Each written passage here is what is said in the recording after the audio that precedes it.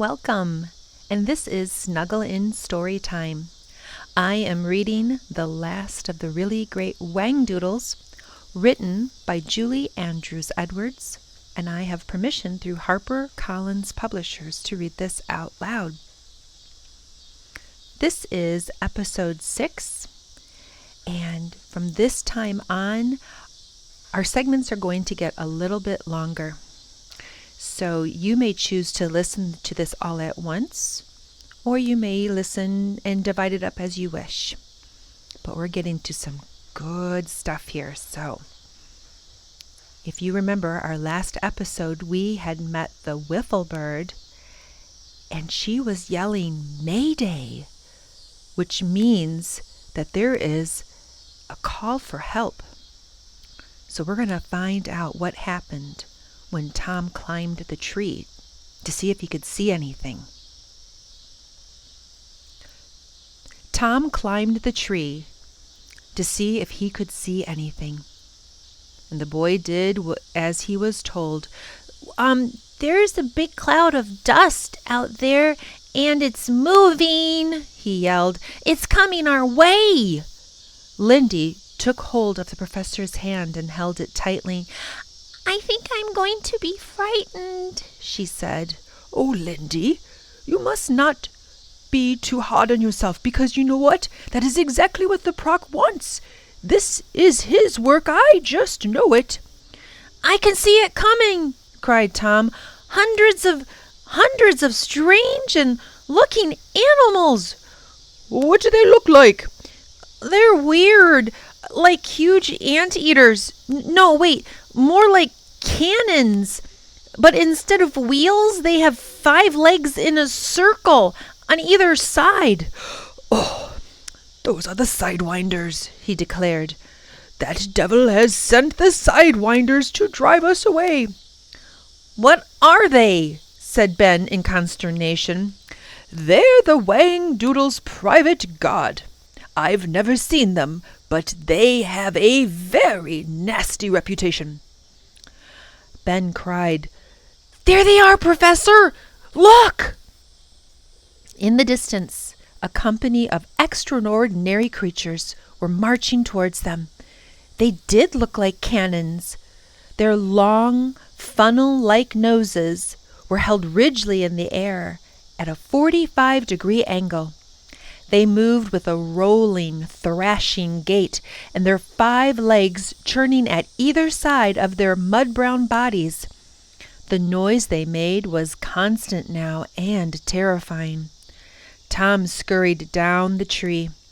The professor put his arms around the children. The Wiffle Bird shrieked at the top of her voice, Stand and deliver! Stand and deliver! Then she flapped away in a panic-stricken fashion up the river. The Sidewinders were so close now that their eyes, staring and slobbering mouths, could be seen clearly. Above the roar, percussive music began. The moving sea of creatures shifted and bunched together, and as their bodies touched, bright sparks flew in all directions as they began to glow, first green, then red, then green again, and blue. Lindy could stand it no longer. Professor, she cried, I can't look at them. I want to go home. She began to weep, and her thumb went directly into her mouth. We shall, Lindy, we shall. We don't have to look, but you must not move. It is imperative that we obey the Wiffle Bird and stand our ground. The Sidewinders were almost on top of them. They could see the warts of the creatures' sandpaper skin. Their long trunks towered over their heads, and their hot breath singed and singed the leaves off the purple trees. The earth shook from the marching of so many hundreds of feet, and Lindy screamed.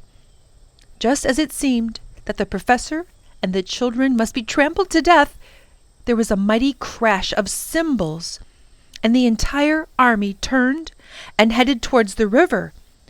Ben cried out with relief. They've turned! How come they turned? They were only sent to frighten us, shouted the professor, and Lindy's eyes opened.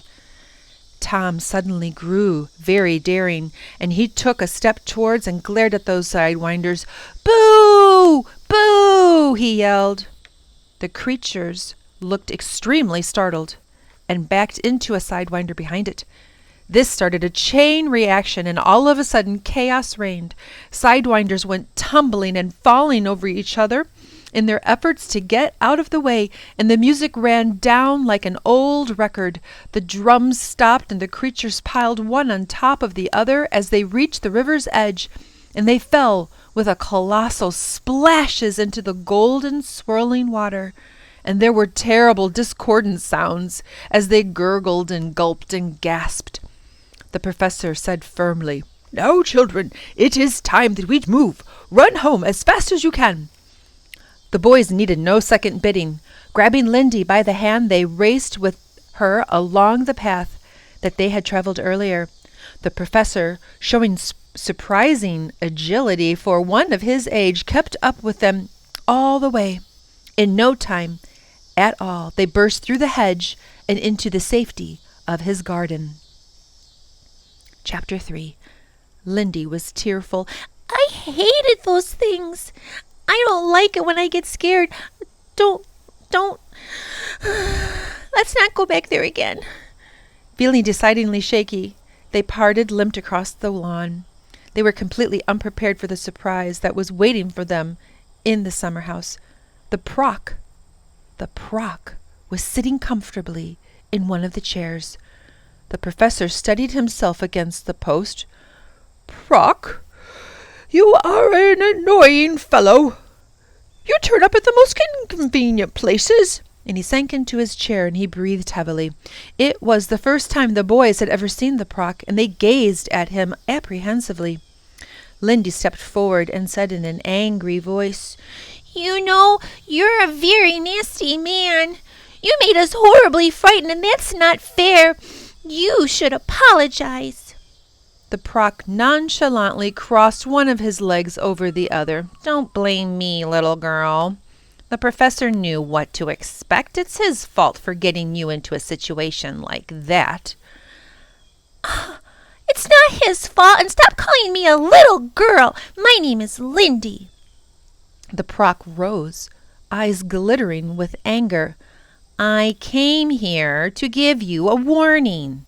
If you persist in this adventure, then the sidewinders are just a beginning. Give up this foolish idea of seeing the Whangdoodle, or it will be the worse for you all." The professor said quickly, "Proc, you have said enough. Anything else should be said to me personally and not in front of the children." "No, I intend them to hear this. They are the only ones who can prevent you from continuing this mad scheme." And the proc pulled from his pocket the golden yo-yo. It bounced and danced violently in front of the boys. "Put that thing away. You have delivered your warning. Now please go." The proc moved to the doorway in a single sinuous move. "Mark my words well. Think on them. Think hard, or you'll be sorry." Taking a hold of the post, he slid around it 3 times and was gone. Lindy said in a small, apologetic voice, "Professor, I'm not sure I want to do the adventure anymore. I know the sidewinders didn't harm us, but they did frighten me so." And the professor looked at her fondly. "I know. You were very brave about it." "No, I wasn't." She began to get tearful. "I cried and everything." "Well, it is all right to cry. It helps a great deal sometimes. And just think what you've accomplished today. You made it to Whangdoodle Land. Apart from me, you are the first humans to have been there in hundreds of years. It's a fantastic accomplishment." Lindy brightened a little. We did do it, didn't we?" "You bet we did," the professor replied enthusiastically. "And we learned a valuable lesson from our experience with those sidewinders." "Well, what was that, Professor?" asked Ben. If you remain calm in the midst of great chaos, it is the surest guarantee that it will eventually subside." But those creatures were really gross, said Lindy. And the proc, and they were just the beginning. Yeah, what else could he come up with? Demanded Tom. "Well, what weapons has he left? Powerful ones, you can be assured, but when all else fails, he will resort to using things that can do us most harm. Things like the weapon he used today, which was fear. The proc banked on that fact that we would be afraid. Tomorrow, he may use greed or envy, superstition, pride, lust, or selfishness.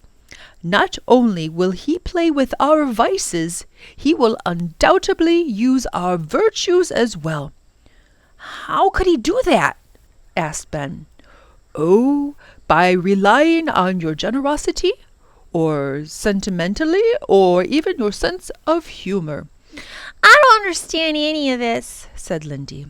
"Lindy, all you have to know is that your greatest weapons are reason and lack of fear."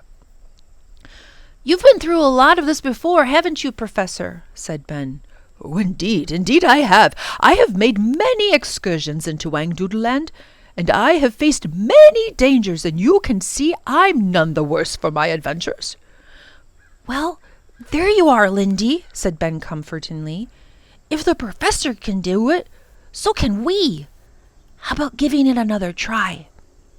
Lindy looked at the professor and the two boys. Would we see the Wiffle Bird again?" she asked. "Oh, undoubtedly." "When should we go back to Whangdoodle Land?" said Ben. "I want to know now."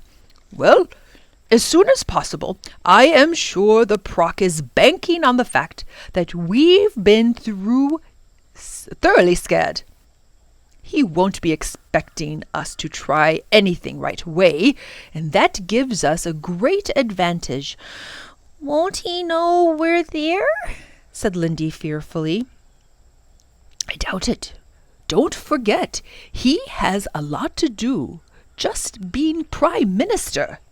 I'm certain he only knows we are when he has time to check."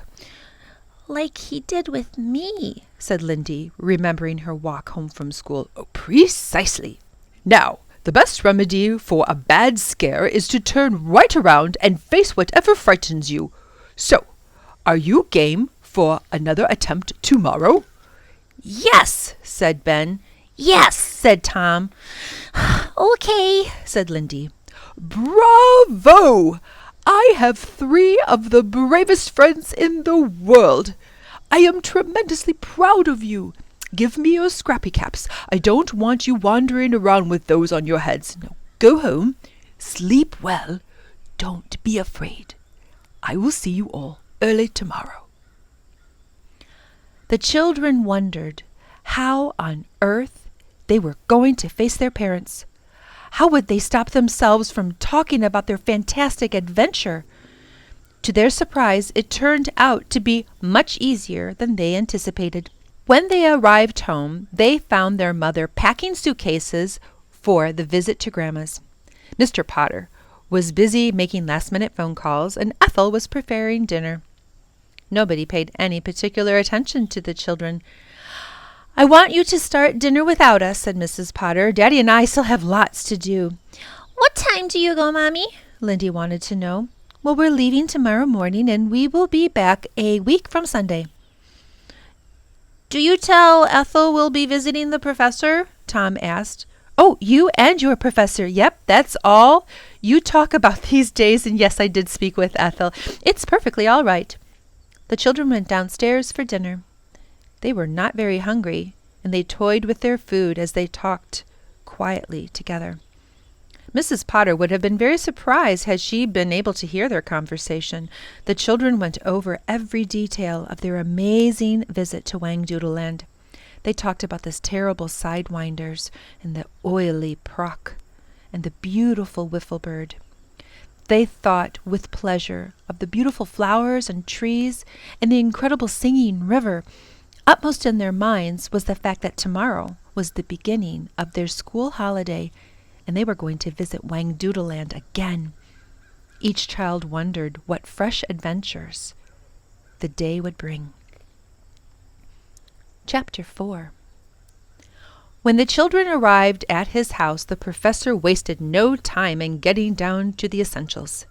He put them through a grueling set of warming-up exercises that demanded every ounce of concentration they had. Before giving them the scrappy caps again, he spoke once more of the need for caution. I know that I repeat myself, but please be alert and watchful and stay close to me. The children were eager to begin. Forgotten were the terrors of yesterday's adventure. Whangdoodle Land was a place of beauty and wonder, and they longed to be there. They felt no fear as they donned their scrappy caps, welcoming the tumbling sensation that told them they were once again on their way. The brilliant light surrounded them, and they found themselves standing at the edge of the golden river. No sidewinders, said Lindy with relief. None at all. Come along. And they walked by the river, and it sang its joyous song, and today the birds were singing too. The children saw bright flashes of color as wonderful feathered creatures flew amongst the purple and mauve foliage. There was a special feeling to this second day of Whangdoodle Land. We will head towards Ploy, declared the professor, but we will go by the way of the river. What is Ploy? Asked Tom. Oh, it's a place, kind of rocky and interesting country. You'll see. What's the best part of this country? Called here right now, said Ben. Oh, this is actually called the Badlands because it is so flat, you see. I smell baked apples, said Lindy, and she saw a tree covered with white blossoms. She looked up at the professor. It's the tree, huh? I'll never get used to this place. Professor, the palace looks nearer today. It's bigger, and it's sort of different, said Ben. Oh, it's probably the angle of the sun. It's quite a long way away, believe me. Ooh, I can't wait to meet the Whangdoodle, said Lindy impatiently, and she kicked at a brightly colored stone on the path, and it bounced and rolled ahead of her, and it hit a rock and cracked apart, and a beautiful jewel-like flower grew out of it. Look at that, said Lindy as she examined it, and Tom pointed to the river, and the children gasped. At the river's edge, rocking gently in the water, was a beautiful red barge. It had a burnt orange sail, a soaring mast, glowing teak decks, and a magnificent ship's wheel. A polished brass handle rail encircled the boat, and painted on the transom, in bright letters, were the words, "The Jolly Boat." Holy cow, said Ben. Do you suppose we could go aboard? Well, I don't see why not, said the professor, and the children raced upon the gangplank. Look at that ship's bell, yelled Tom, as he rang it loudly and proud. It produced a wonderful melodious sound. But who does this belong to? Asked Ben. Oh, this is the royal barge. It belongs to the Whangdoodle, said the professor. It was easy to tell that the barge was a master shipbuilder's creation. It was exquisitely fitted together and varnished to perfection. The companionway were gleaming white. Silk line was coiled in neat circles fore and aft and amidships. The cleats and the davits and the winches were highly polished, and they were made of brass. The prow bore a beautiful carved figurehead, a lady with her head flung back and her hair streaming in the wind. And beneath a striped canopy, a table and chairs were laid out with a bright tablecloth and comfortable cushions. The professor said with enthusiasm, "Well, shall we get under way?" You mean we can go for a ride? said Tom incredulously. Well, of course. Now, which of you knows a good joke? The children looked puzzled. Come on, this is the jolly boat. We need a joke to get started. I know a joke, said Lindy. It goes like this. How did the telephone propose to the lady? Well, how? said the professor. By giving her a ring. Boy, Lindy, Tom spoke with disgust. That's pathetic. It's the only one I know, she said. But the jolly boat trembled. Well, that's a start. Tom, what about you? What sings, has 4 legs, is yellow, and weighs 1,000 pounds? What does? 2 500-pound canaries.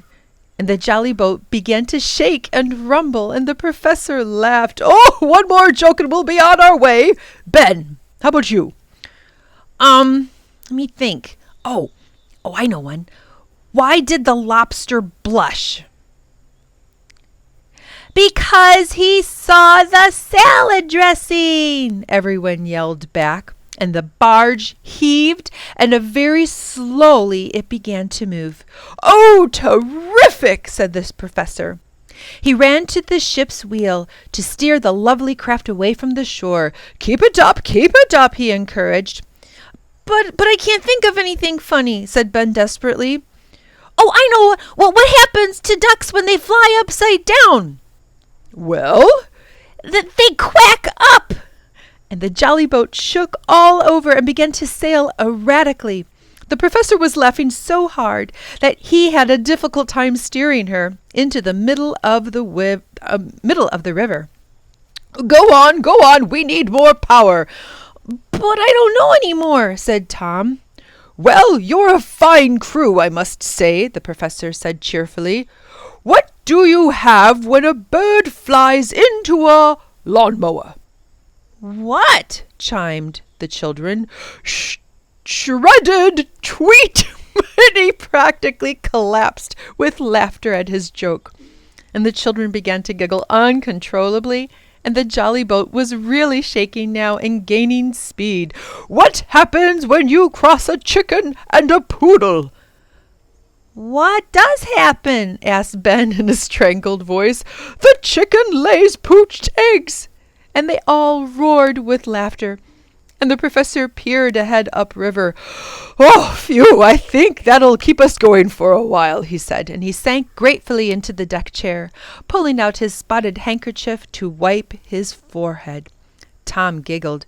Speaking of chickens, here comes the Wiffle Bird. And the children looked up as the Wiffle Bird flew in and attempted to settle upon the mast.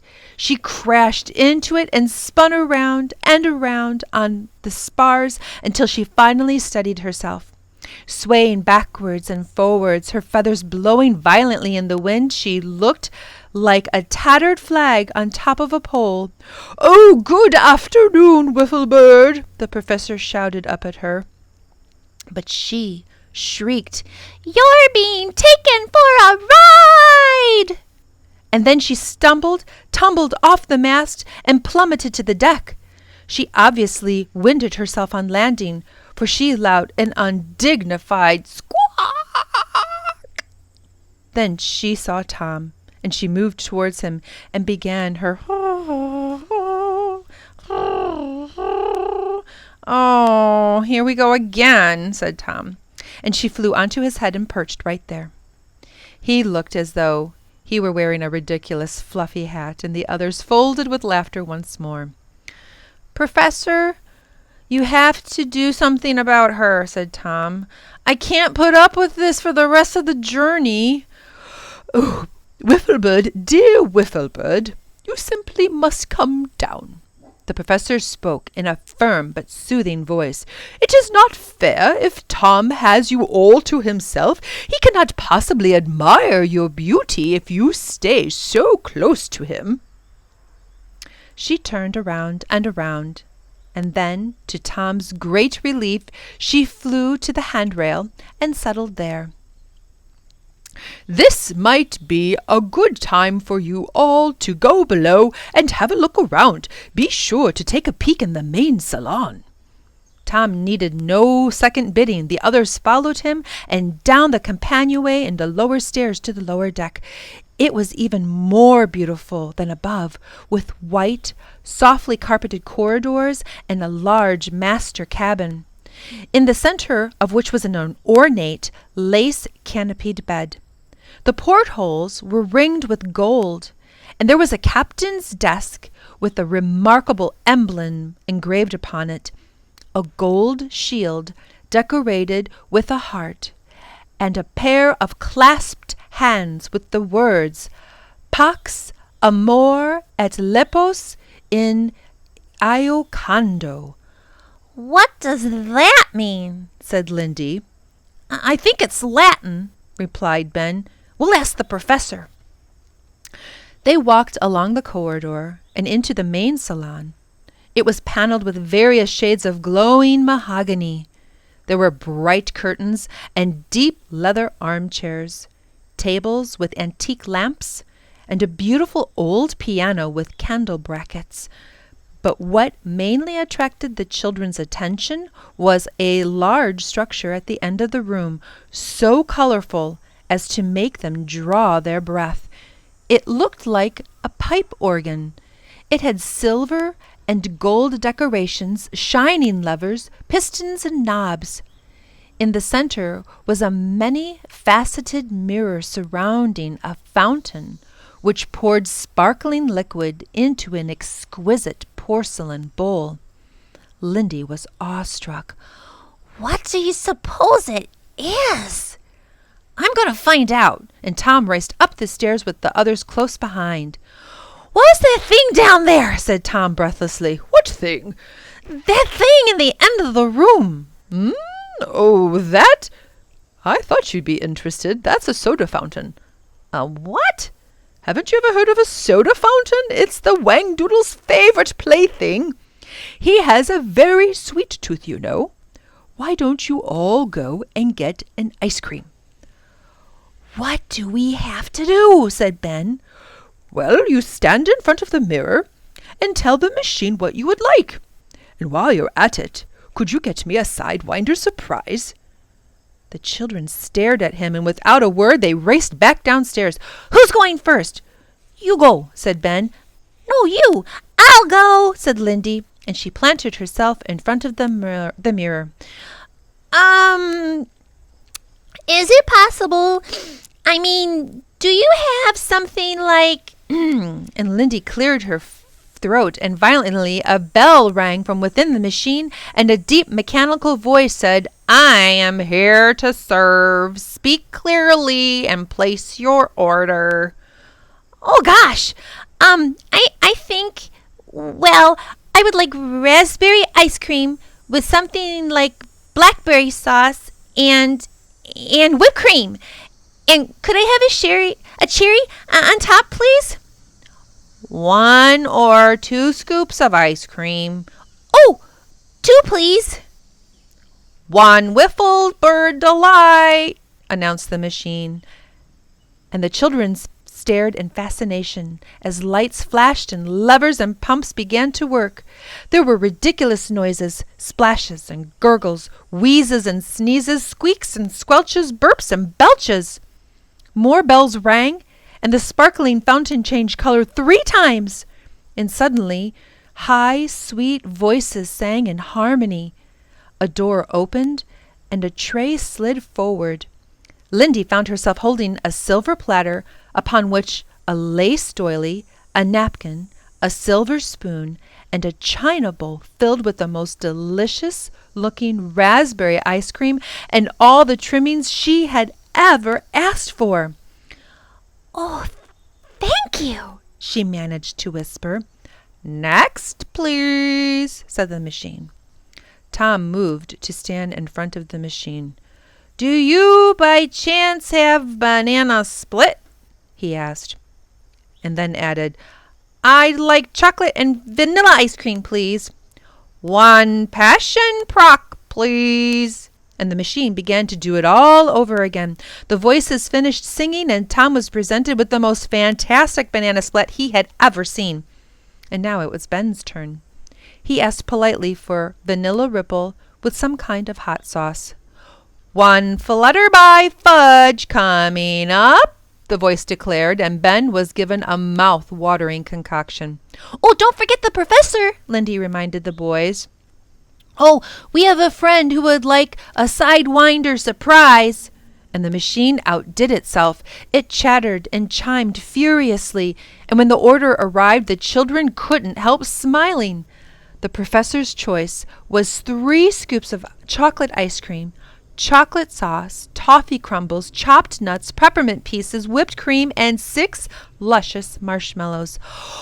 "Oh, that's gorgeous," said Lindy, and she turned to the machine and said politely, "Thank you so much." "Not at all," replied the voice. The lights went out and the noise subsided. The children made their way to the main deck carrying their dishes carefully, and the professor greeted them. "Oh, I see you have lots of goodies. Let's sit under the table under the canopy and think the barge will keep a straight course for a while." "That machine's unbelievable," said Tom. "This is the most wonderful afternoon in my whole life," declared Lindy, leaning back on the cushions. She looked around, and the countryside was bursting with color. The fields, the flowers, the trees, the rocks, and the mountains had a radiant quality. Gold and weeping willows trailed their long branches into the water, and the river sang its rippling songs. Shining, shimmering fish, bright as silver dollars, leapt and played as the stately barge sailed calmly and slowly along.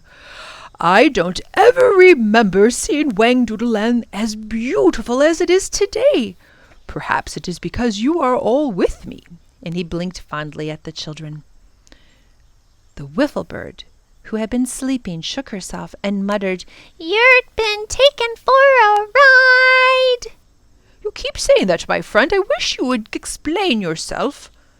"Professor, why does the Whangdoodle have a lady carved on the front of the boat?" "Oh, my guess is the Whangdoodle used the figurehead to remind him of the world he used to know, the world of the human beings." "But what's that writing on the cabin, on the desk in the cabin downstairs?" said Tom. "Oh, it's the Whangdoodle's motto. Pax amor et lepos in incando is Latin for peace, love, and a sense of fun." And Lindy said idly, "How come there aren't any cows by the river? At home, you always see cows by the river." "Well, here you are more likely to see an oink or a tree squeak or something like that." Lindy suddenly jumped up and ran to the railing. "Look!" And she cried excitedly and pointed. "Flutterbys!" There were hundreds of them, beautiful, multicolored winged creatures, flying in clusters around a dark blue tree that was bursting with pale blue flowers. "Oh, they're swarming to the ambrosia tree. It produces a delicious nectar, with flutterbys absolutely love." "They hang on the leaves like jewels on a necklace," Lindy said. "Well, we're getting pretty close to Ploy. See how rocky the terrain is becoming?" The professor looked over the wheel once more. "Children, I am not going much farther today. There is a gigantist that lives somewhere in this region. I met him once, and I wouldn't want to bump into him again." "What's a giguttus?" Tom wanted to know. "Oh, it's a very large, very bad-tempered bird with a huge wingspan." "How huge?" said Ben. "About 15 feet. "Wow," said Ben. The barge was sailing through a high, narrow gorge. Sheer, smooth rocks rose up on either side, and the golden river appeared dark from the shadows and sang a deep song. The Wiffle Bird seemed anxious and began to strut up and down, and the professor looked for a point upriver where it was wide enough to turn, and when he found it, he put the wheel hard over. The lovely barge came around slowly. Her burnt orange sails flapped noisily, startling the children and sending the Wiffle Bird into a panic.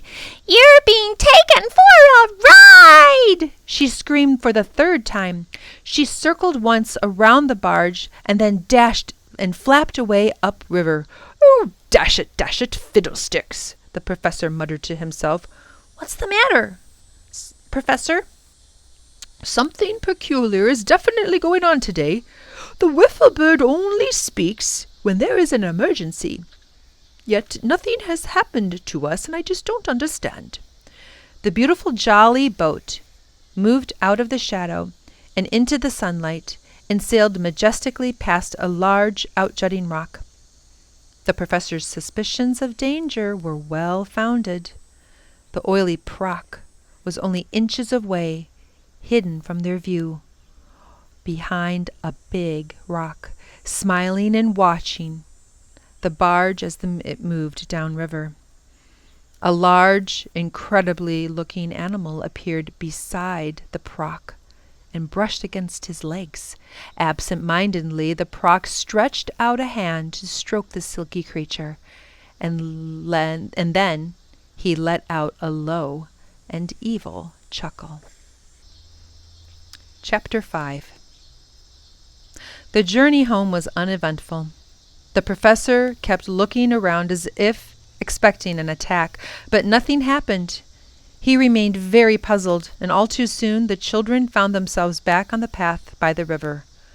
"Can we come back tomorrow, Professor?" said Tom. "Can we go on the jolly boat again?"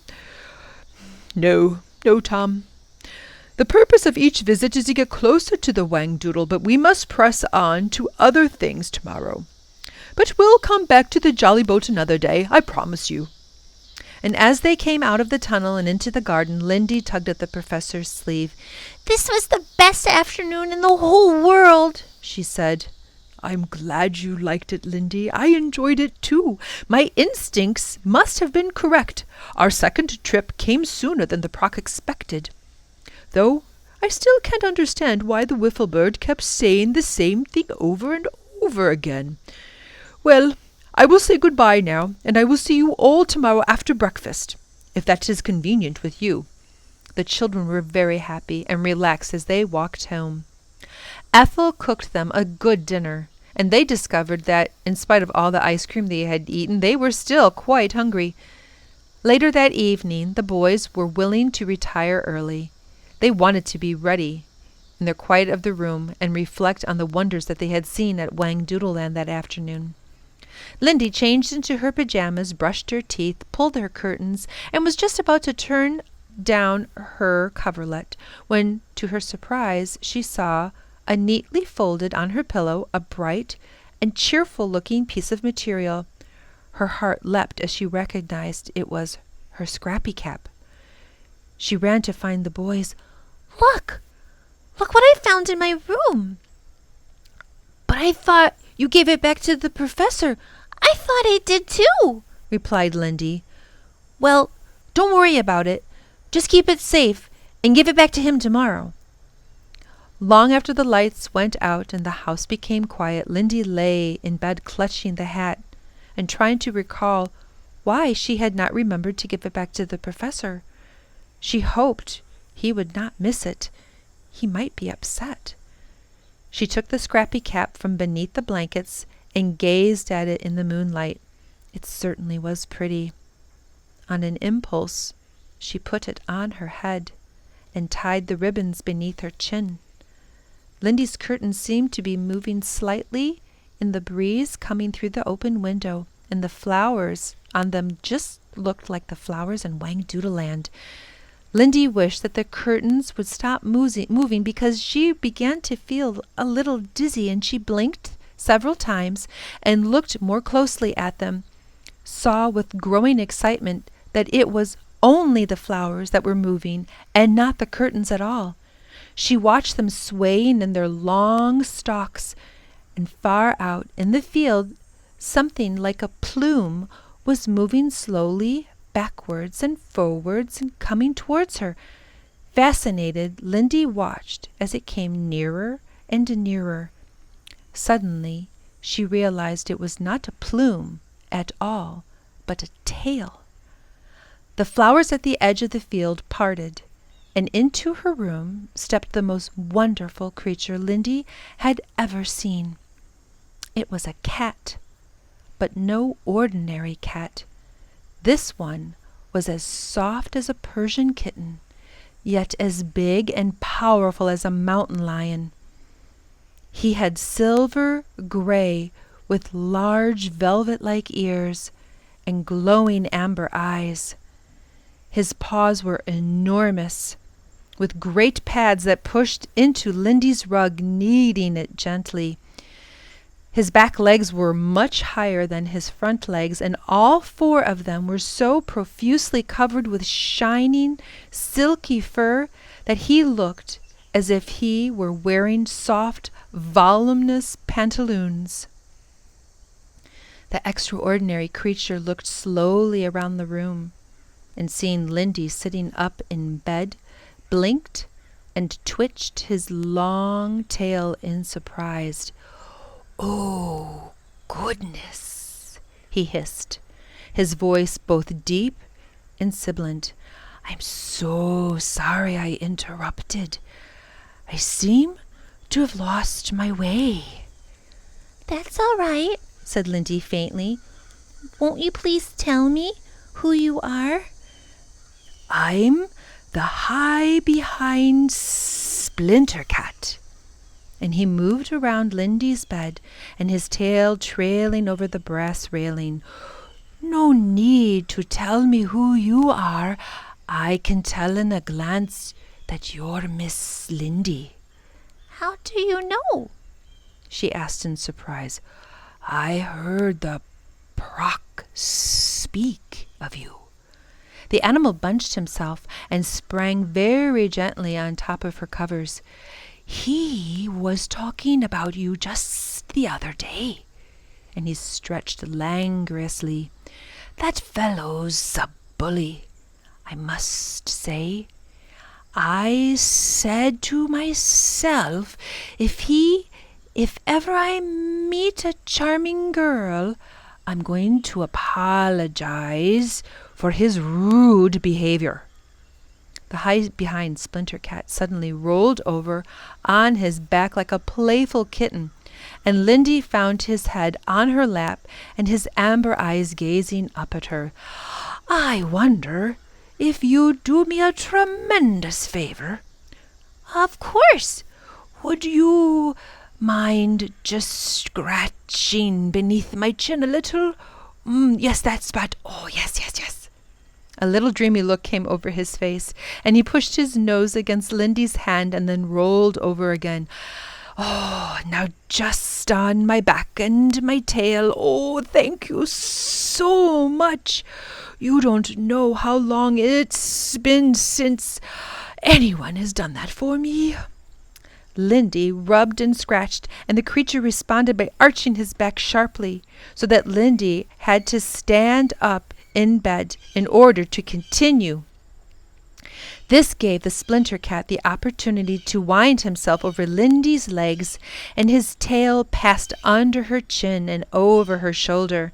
And then, quite suddenly, he sprang lightly down from the bed. "Do you mind if I look around?" he asked cheerfully. "I love seeing people's places. This is perfectly delightful." And Lindy quickly got out of bed. She didn't want to miss 1 second of her visit with this beautiful and interesting creature. Is there something I should call you? I mean, do you have a name? "Oh, you can call me Kitty if you like, or Fluffy, or how about Rover?" But Rover's a dog's name. Lindy giggled, and the cat's tail whisked around her face and to the sound, and "Shh, we mustn't wake anybody. They're bound to be spoiling the fun. Wait a minute. Look out." And he crouched low and then gave a mighty leap forward. Lindy wasn't sure what was happening until she saw that the silky creature had hold of a little toy mouse. Oh, be careful. That's one of my favorite toys. "Oh, I thought thought it was very real. Oh, look what I found!" And he produced a large ball of wool from beneath Lindy's bed and proceeded to play with it. And he patted the ball and ran after it and tossed it in the air and rolled it around on his back. Lindy sat on the floor enchanted as the high-behind Splinter Cat executed a dazzling display of tricks. "Oh, this is so much fun!" And the cat threw the ball again and again, and it bounced off the high ceilings below. "I simply adore string." And he caught the ball with his tail and lobbed it in the length of the room. "Excuse me." And he hid and he skidded across the floor. "Got it." "Just give me the ball of wool to play, and I'm about an absolute sucker." After several moments of play, the cat stretched out beside Lindy on the floor, and his tail switched from side to side, and he purred loudly. "Oh, this has been so sensational! How glad I am to have passed your way. You're such a sweet girl." And he nuzzled close to her, and then yawned, revealing a startling row of sharp teeth. "I suppose I should be getting along. It's quite late." Oh, must you go so soon? You've hardly been here any time. "Oh, I must. I don't want to go, but the beastly Proc might discover I'm missing. How I wish that I could take you home with me and show you my place." Do you have a lovely place? Asked Lindy. "Well, it's a rather special place, and that it's made of silk and satin with tassels, of course." And the cat got to his feet. "Oh, that does sound rather fabulous," Lindy said. "I would love to see it. Do you suppose I could ever go?" His fluffy tail stroked her cheek. "Well, I'm not sure if the Proc would allow it, but you could take a peek now if you're really wanting to, because I know he's sleeping." "Gosh, I don't know," Lindy said hesitantly. "It's very nice of you, but I don't think the professor would want me to do anything like that." "Oh, of course. I am silly. Oh, I'm sorry I suggested it." And he padded slowly towards the curtains. "Well, so long, Miss Lindy. It's been smashing." "Oh, wait. Will I ever see you again?" "I doubt it." The cat seemed dejected. Lindy saw that the beautiful eyes were moist. There was a long pause. "You know, it occurs to me that if you did come with me, we'd only be gone for an hour, maybe less. The risk would be small, because everyone is asleep." Lindy had a sudden idea. "Do you think I could wake my brothers? Do you think they could come too? I feel a little better about it." "Oh, gracious, no. The boys, please, no. They're always throwing things and pulling tails. Besides, we get on so well, and they'd spoil our fun." "Well, that's true. You're quite sure we would come back in an hour?" "By my 8 lives, I swear it." "I thought cats had 9 lives," she giggled, and she ran to get to the closet and get some warm clothes. The high-behind Splinter Cat examined one long razor-sharp claw. "Well, I'll be truthful. I had a little scrape a few years ago, and I suffered a rather setback." "You mean you lost a whole life?" "It was silly of me, but I got carried away for a moment. The result was rather messy." "Messy?" Lindy's voice rose. "I'd rather not talk about it, if you don't mind. It's bad enough losing a life, but then to discuss, it's just so sorry details." He shuddered. "That must have been really gross. I can't understand why you'd forget it." "Oh, you're so sweet, and so sympathetic, and such a sustaining soul." Lindy came out of her closet, and the cat straightened exponentially. "Here I am," she said, a trifle nervous. "Oh, how pretty you look," said the Splinter Cat admiringly, and he spun around in sudden pleasure. "Oh, Hot Dog, this is going to be so much fun." Placing his soft tail protectively around her back and chatting all the while, the high-behind Splinter Cat escorted Lindy carefully into the field of waving flowers, and without a backwards glance, they disappeared into the night. Well, that's going to conclude this episode of The Last of the Really Great Whangdoodles. Oh my gosh. What do you think about Lindy going with the high-behind Splinter Cat? Do you think that was a good idea? Should she not have waited? Should she not have worn her sympathetic hat? We'll tune in next time to find out what happens, okay? Have a good night. Bye-bye.